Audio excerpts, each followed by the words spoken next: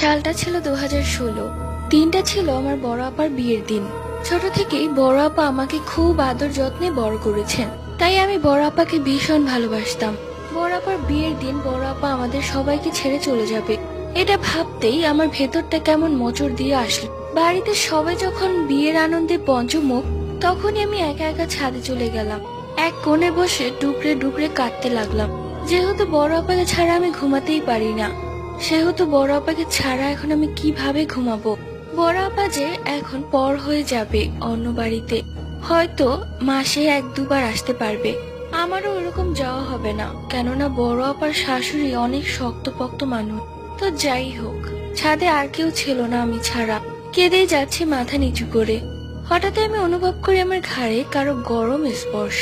চোখ তুলে তাকাতেই দেখলাম একটা কালো অবয়ব আমার পাশে দাঁড়িয়ে আছে।